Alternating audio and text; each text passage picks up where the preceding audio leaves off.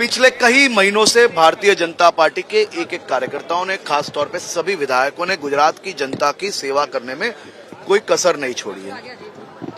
ये चुनाव को लेके विपक्षी दलों द्वारा मेरे गुजरात को, गुजरात की धरती को बदनाम करने में कोई भी प्रकार की कसर नहीं छोड़ी है।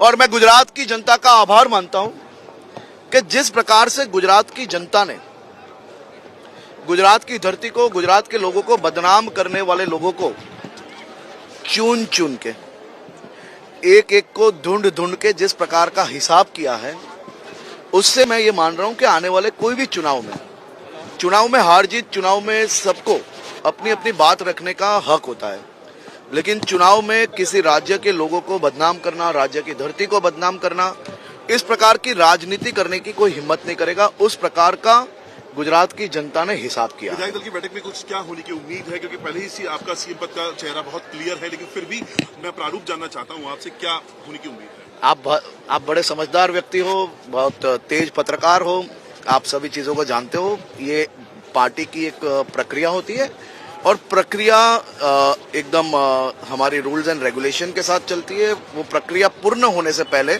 वो विषय पे बात करना ये योग्य है। आम आदमी पार्टी की सरकार यहाँ बनने वाली है, वो चिट्ठी में लिखकर देके गए थे कि 150 से ज्यादा सीटें आएंगी। देखिए, केजरीवाल जी का एक ट्रैक रिकॉर्ड रहा है। वो चुनाव से पहले भी झूठ बोलते हैं, चुनाव में भी झूठ बोलते हैं, चुनाव के बाद भी झूठ बोलते हैं। इनका ये झूठ बोलने के नाम का रिकॉर्ड सही में दर्ज होना चाहिए। वो आईबी के रिपोर्ट, वो पत्र लिखते थे, आजकल पत्र का खेल बहुत चला, हर जगह जाते थे ये गारंटी है और मैं जो लिखता हूं वही होता है। उनके पत्र भी आपने पढ़े हैं और उनके झूठ भी आपने सुने हैं। मेरी तो आपसे विनती है कि आप जब ये चुनाव का शपथ समारोह खत्म होने के बाद आप सब जब दिल्ली वापस जाओ, कभी वो कहीं हाथ लग जाए अगले कोई राज्य के चुनाव में, तो उनको जरूर से पूछना कि ये गुजरात में जो आपने पत्र लिखे थे, वो पत्र का हिसाब कौन सा था और आपकी ये झूठ लिखने वाली जो यूनिवर्सिटी है उसका आपका शिक्षक कौन था। क्योंकि मैं नहीं मान रहा हूं कि इस प्रकार का झूठ कोई सिखाया जाता है। इनके कहीं ना कहीं इनकी जो पूरी प्रक्रिया है वो सालों से अगर आप देखोगे तो राजनीति की प्रक्रिया उनकी पूरी झूठ के बुनियादों पे लिखी गई है। कहीं ना कहीं मेरे राज्य के लोगों को बदनाम करने की उन्होंने कोशिश बहुत की। कल मैं देख रहा था कि यही पार्टी के कुछ सीनियर लीडर्स गुजरात के अभी मेरे राज्य के बड़े बड़े धार्मिक संस्थाओं पे जिस प्रकार के आरोप लगा रहे थे, वो सही तौर में बहुत ही दुखद विषय है। आपने झूठ बोला, आपने गुजरात को बदनाम किया, गुजरात के नागरिकों को बदनाम किया, गुजरात के नागरिकों ने आपका हिसाब किया। चुनाव का रिजल्ट आने के बाद जब आपके करोड़ों रुपए जो पंजाब और दिल्ली के आपने गुजरात में प्रोपेगेंडा रूपी जो उपयोग किए थे, वो सही में फेल हो जाने के बाद आपने गुजरात के अलग अलग धार्मिक संस्थाओं पे इस प्रकार के आरोप लगाए।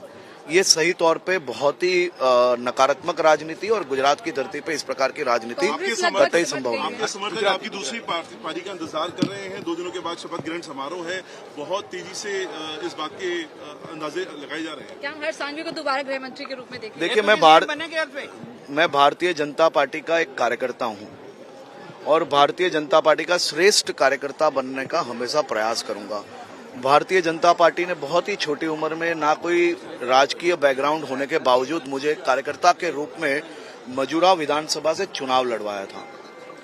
27 साल की महज उम्र में मुझे चुनाव लड़ने का अवसर मिला, लोगों की सेवा करने का अवसर मिला।